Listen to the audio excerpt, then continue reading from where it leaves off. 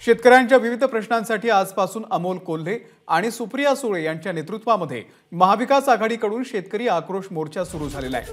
अमोल कोल्हे यांनी शिवनेरी किल्ल्यावरती जाऊन छत्रपती शिवाजी महाराजांना अभिवादन केलं आणि आक्रोश मोर्चाला सुरुवात झाली। आज शिवनेरीवरून निघालेला मोर्चा 30 डिसेंबरला पुणे जिल्हाधिकारी कार्यालयावरती धडकणार आहे। आणि या मोर्चा संदर्भामध्ये नेमक्या काय मागण्या आहे या संदर्भामध्ये खासदार अमोल कोल्हे यांच्याशी आमचे प्रतिनिधी नाझिम मुल्ला यांनी संवाद साधलेला आहे। आपण पाहूयात। किल्ले शिवनेरीवरून शेतकरी आक्रोश मोर्चा आता पुढे सरकत आहे। तसं या मोर्चाला शेतकऱ्यांचा प्रतिसाद मिळताना दिसतोय। या मोर्चाचं नेतृत्व करणारे शरद पवार गटाचे खासदार अमोल कोल्हे हे आता आपल्या सोबत आहेत। डॉक्टर, आम्ही बघतोय की जसजसं तुम्ही पुढे सरकताय शेतकऱ्यांचा प्रतिसाद वाढताना दिसतोय। अगदी तुम्ही बैलगाडीचं सारथ्य केलं, कोणताही बडेजाव यामध्ये दिसत नाहीये। शेतकरी तुम्हाला कांद्याची टोपली भेट देत आहेत, अगदी काही महिलांनी तुम्हाला भाकरी खरडा सुद्धा भरवला। ही माता माऊल्यांचं प्रेम आहे। सर्वसामान्य शेतकरी बांधवांचे हे जे प्रश्न आहेत, हा जो आक्रोश आहे शेतकऱ्यांचा, हा मांडण्याचा प्रयत्न होतोय। संसदेमध्ये आमच्या नेत्या खासदार सुप्रियाताई सुळे आणि मी जेव्हा कांदा निर्यात बंदीविषयी चर्चा मागितली, जेव्हा शेतकऱ्यांच्या कर्जमाफीविषयी चर्चा मागितली, त्यावेळी या संदर्भामध्ये आमचं निलंबन करण्यात आलं आणि हा जो शेतकऱ्यांचा आक्रोश हाच आम्ही पोहोचवण्याचा प्रयत्न करतोय सरकारपर्यंत। त्यामुळे शेतकऱ्यांकडून याचा उत्स्फूर्त असा प्रतिसाद मिळतोय। आपण बघितलं होतं की काही महिन्यांपूर्वी एक सत्ता संघर्षामध्ये भूकंप झाला आणि त्यावेळेला असं म्हटलं गेलं की आम्ही सामान्यांचं हित जपण्यासाठी, शेतकऱ्यांचे प्रश्न सोडवण्यासाठी आम्ही त्या सत्तेत गेलो। त्यानंतर मंत्रिपदाची शपथ झाली, रस्त्यात गावागावात अगदी पुष्पवृष्टी झाली, JCB दुतर्फा लागत होते, फटाक्यांची आतिषबाजी झाली, परंतु प्रश्न सुटलेत। तुम्हाला या दोन्हीमधला एक स्पष्ट फरक दिसत असेल।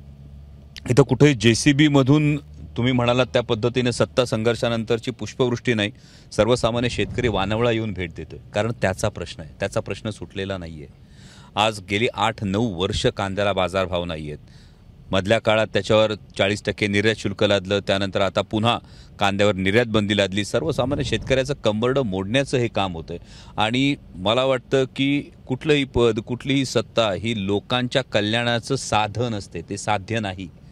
आणि हे साध्य जे लोक समजले त्यांना या शेतकऱ्याच्या प्रश्नांचा विसर पडलेला दिसतोय। म्हणून आज शेतकरी हा इतक्या मोठ्या प्रमाणात, इतका उत्स्फूर्तपणे प्रतिसाद देतोय।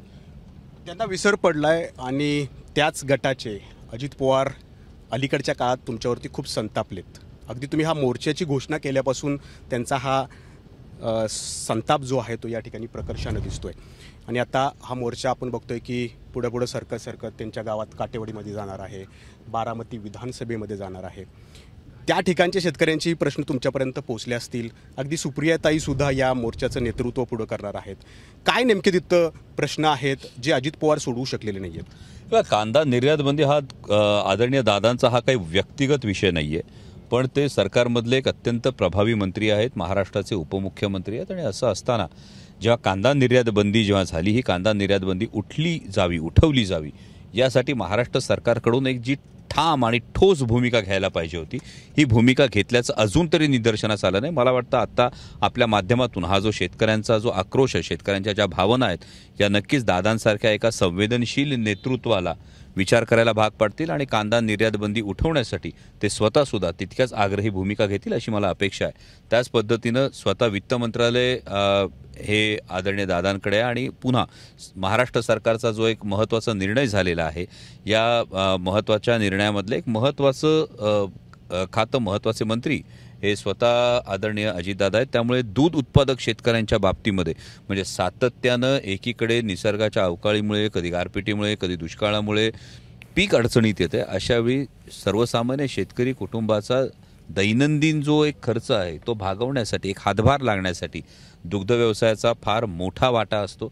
आणि यामध्ये मात्र गेल्या 6-8 महिन्यात आपण बघत असेल तर 10 ते 12 रुपये प्रति लिटर दुधाचे भाव पडलेले आहेत। आत्ता जे 5 रुपये कर्नाटक सरकारच्या धर्तीवर महाराष्ट्र सरकारनं अनुदान देण्याचं ठरवलं, त्यामध्ये सुद्धा भेदाभेद केलेला, शासकीय संस्थांना दूध घालणारे शेतकरी आणि खाजगी संस्थांना दूध घालणारे शेतकरी। मग यामध्ये सरसकट आपण अनुदान का देत नाही आहात, हा एक फार महत्त्वाचा प्रश्न आहे। जर महाराष्ट्र सरकार सत्तेत आल्यानंतर इतक्या बहुमतातलं सरकार जर हजारो कोटी रुपये हे फक्त जाहिरातीवर किंवा शासन आपल्या दारी सारख्या कार्यक्रमावर हे जर खर्च करतील, त्या कार्यक्रमाच्या एकेका मंडपाचा जर तुम्ही खर्च बघितला तर हा खर्च अव्वाच्या सव्वा आहे. पण हा खर्च जाहिरातबाजीवर करण्यापेक्षा माझ्या सर्वसामान्य शेतकऱ्याच्या दुधाला भाव दिला तर काय वाईट आहे? म्हणजे अजित पवार स्वतःच्या मतदारसंघातले ही प्रश्न सोडवू शकलेले नाहीयेत, त्यामुळे त्यांची ही अशी चिडचिड होतीये. म्हणालो हा वैयक्तिक त्यांची चिडचिड त्यामुळे होतीये का असा प्रश्न? नाही, हा प्रश्न मला माझ्यासारख्या लहान कार्यकर्त्यांनी त्यावर भाष्य करणं उचित नाही. हा प्रश्न मला वाटतं आपण दादांना विचारतं जास्त बरं पडेल. यामध्ये कुठेही वैयक्तिक या संदर्भामध्ये कुठेही दोषारोप नाही. यामध्ये महत्त्वाची गोष्ट धोरणात्मक निर्णयांवर मी बोलतो. आम्ही हे महाविकास आघाडीच्या माध्यमातून हे धोरणात्मक निर्णय बोलतो आहोत आणि धोरणात्मक निर्णय मांडत असताना सरकारमधले सत्ताधाऱ्यांमधले जे महत्त्वाच्या पदांवर जे प्रभावशाली जी व्यक्तिमत्व आहेत, जे प्रभावशाली मंत्री आहेत, त्यांच्यासमोर आम्ही हे प्रश्न मांडतो. खरं तर त्यांनी आत्ताच तुम्हाला एक आव्हान दिलं की शिरूर लोकसभेत मी अमोल कोल्हेंना पुन्हा खासदार होऊ देणार नाही. खरं तर हे आव्हान तुम्ही स्वीकारलं खरं, परंतु हे सगळं विसरून या शेतकऱ्यांचे प्रश्न थेट अजितदादांच्या समोर मांडण्यासाठी तुम्ही जाणार आहात, त्यांची वेळ घेणार आहात. हे बघा, आदरणीय अजितदादा हे पुणे जिल्ह्याचे पालकमंत्री आहेत. पुणे जिल्ह्याच्या संदर्भामधला जो मुद्दा आहे याआधी सुद्धा आदरणीय दादांसमोर मांडलेला आहे की पुणे जिल्ह्यामध्ये बिबट प्रवण क्षेत्र फार मोठं आहे. एकट्या जुन्नरच्या फॉरेस्ट एरियामध्ये 400 ते 500 बिबटे आहेत आणि अशा परिस्थितीमध्ये या विशेषतः माझ्या मतदारसंघामधल्या 4 तालुक्यांना म्हणजे जुन्नर, आंबेगाव, खेड आणि शिरूर या 4 तालुक्यांना दिवसा 3 फेजच्या लाईटचा पुरवठा व्हावा. ज्या पद्धतीनं विदर्भामध्ये व्याघ्र प्रकल्पांच्या आजूबाजूच्या गावांमध्ये या पद्धतीनं मानवतेच्या दृष्टिकोनातून हा निर्णय घेण्यात आलेला आहे. तर आपल्या जिल्ह्यामध्ये बिबट्यांचा एवढा त्रास आहे तर हा निर्णय का घेतला जात नाही हे निवेदन घेऊन मी 100% अजितदादांना भेटणार. आता त्याच सत्तेमध्ये देवेंद्र फडणवीस आहेत, मुख्यमंत्री एकनाथ शिंदे आहेत. ते नेमकं या सगळ्या प्रश्नांकडं कसं पाहतायत, गांभीर्यानं घेत आहेत का? कारण मधलं तुमचं आळेफाटाचं आंदोलन जिथं आपण आता चाललो आहे तिथंच आंदोलन झालं होतं कांदा निर्यात धोरणाविरोधात आणि त्यांनी जपानवरून ट्विट केलं होतं. काय झालं पुढं? गांभीर्यानं घेतलंय सगळं? हे सातत्यानं शेतकऱ्यांच्या तोंडाला पानं पुसण्याचं हे काम होतंय. कारण मागचंही जे आंदोलन झालं होतं 40% निर्यात शुल्काच्या वेळी, त्यावेळी माननीय देवेंद्रजींनी अगदी जपानवरून घाईघाईने ट्विट केलं होतं. पण त्यानंतर माननीय देवेंद्रजींनी या प्रश्नाचं खरोखर उत्तर द्यावं. किती लाख टन देवेंद्रजी कांदा खरेदी करण्यात आला आणि 2410 रुपये हा दर किती शेतकऱ्यांना देण्यात आला. परंतु त्या एका गोष्टीमुळे कांद्याचे भाव त्यावेळी आपण पाडलेत आणि ते 40% निर्यात शुल्क लादून तुम्ही ते भाव पाडलेत. आपण शेतकऱ्यांच्या ताटात माती कालवण्याचं पाप आपल्या हातून घडलं. पण आपण याविषयी कधीच सांगितलं नाहीत की 2410 रुपये दर कधी मिळाले. आत्तासुद्धा ही निर्यात बंदी उठवली जावी यासाठी जवळपास मला वाटतं 3 आठवड्यांपूर्वी मी माननीय उपमुख्यमंत्र्यांचा फोटो केंद्रीय मंत्र्यांशी चर्चा करताना मी पाहिला आणि त्यानंतर याविषयी लवकरात लवकर निर्णय घेतला जाईल असं बोललं. 3 आठवडे होऊन गेलेत. कांद्याचे भाव हे 40 रुपयावरून 15 रुपयावर खाली घसरलेले आहेत. किलो मागं 25 रुपयाचं नुकसान होत चाललेलं आहे आणि मग हा शेतकऱ्यांचा आक्रोश तुमच्यापर्यंत पोहोचत नाही का? एकीकडे माननीय मुख्यमंत्री म्हणतात हे शेतकऱ्यांचं सरकार आहे. जर हे शेतकऱ्यांचं सरकार आहे तर जेव्हा 3 पक्षांमधले कुठलेही वाद असतील, मग ते त्यांचे पालकमंत्रीपदाचे असो, ते त्यांचे मंत्रिमंडळ विस्ताराचे विषय असो, त्यासाठी तुम्हाला घाईघाईने जर केंद्र सरकारकडे धाव घ्यावी लागते तर आज सर्वसामान्य जनता हा प्रश्न विचारते की मग ही आमची कांद्याची निर्यात बंदी उठवण्यासाठी तुम्हाला तेवढी आग्रही भूमिका नाही घेता येत का? आणि हेच प्रश्न सुटत नसल्यामुळं जो आपल्याकडनं फुटलेला गट आहे अजित पवारांचा गट, ह्यांचा भ्रमनिरास झाला आहे असं दिसतंय. त्यामुळेच सगळं जे काही तुम्ही मोर्चाची घोषणा केली त्यानंतर सगळे ॲग्रेसिव्ह झाले. मध्ये रोहित पवारांनी मोर्चा काढला त्यावेळेलाही सगळा गट जो आहे तो ॲग्रेसिव्ह झालेला होता. हे बघा, यामधले अनेक आमदार जे आहेत ते आदरणीय शरदचंद्रजी पवार साहेबांनाच आपलं दैवत मानतात. आदरणीय शरदचंद्रजी पवार साहेबांकडे संपूर्ण देशातला शेतकरी हा अत्यंत आशेने पाहत असतो. एक फरक मला वाटतं या सर्व कार्यकर्त्यांच्या, या सर्व गटातल्या नेत्यांच्या सुद्धा लक्षात आला असेल की जेव्हा आदरणीय शरदचंद्रजी पवार साहेब कृषी मंत्री होते तेव्हा भारतीय जनता पक्षाचे नेते संसदेमध्ये कांद्याच्या माळा घालून जात होते आणि निर्यात बंदी म्हणजे निर्यात बंद करा अशी मागणी भारतीय जनता पक्ष त्यावेळी करत होता. परंतु आदरणीय शरदचंद्रजी पवार साहेबांनी केंद्रीय कृषी मंत्री असताना ठणकावून सांगितलं की एका कुटुंबाला कांदा महिन्याला असा लागतो किती. माझ्या शेतकऱ्यांच्या ताटात माती कालवण्याची चूक मी करणार नाही असं पवारसाहेबांनी ठणकावून सांगितलं. पवारसाहेबांनी निर्यात बंदी केली नाही. आजही तुम्ही फिरताना अनेक ठिकाणी बघायला मिळेल, अनेक कांदा उत्पादक शेतकरी आहेत जे सपराच्या घरात राहत होते, आज त्यांची चांगली घरं झालीत आणि ती छातीवर हात ठेवून सांगतात हे घडलं ते पवारसाहेबांनी घडलं. एकीकडे पवारसाहेबांचा हा काळ, त्या पवारसाहेबांच्या नेतृत्वाखाली काम केलेले हे अनेक कार्यकर्ते, अनेक नेते, अनेक आमदार, आणि आज मात्र केंद्र सरकारने निर्यात बंदी लादून शेतकऱ्यांच्या ताटात माती कालवण्याचं पाप केलंय.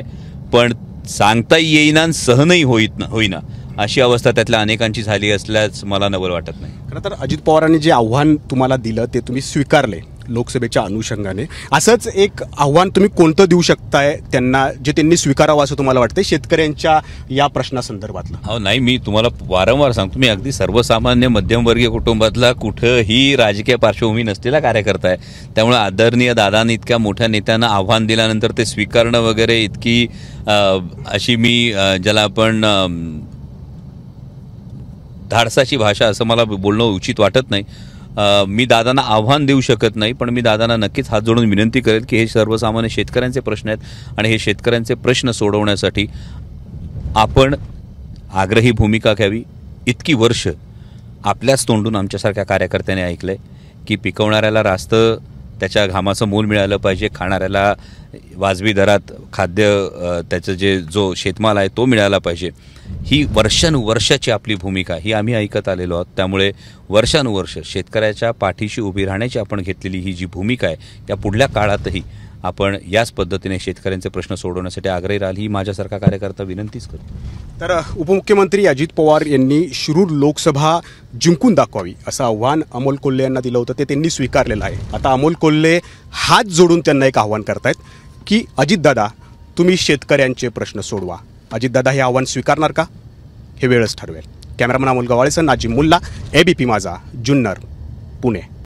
तर सध्या अमोल कोल्हे यांच्याशी आमच्या प्रतिनिधींनी संवाद साधलेला आहे आणि हा मोर्चा 30 तारखेला पुणे जिल्हाधिकारी कार्यालयावरती धडकणार आहे. एबीपी माझा, उघडा डोळे बघा नीट.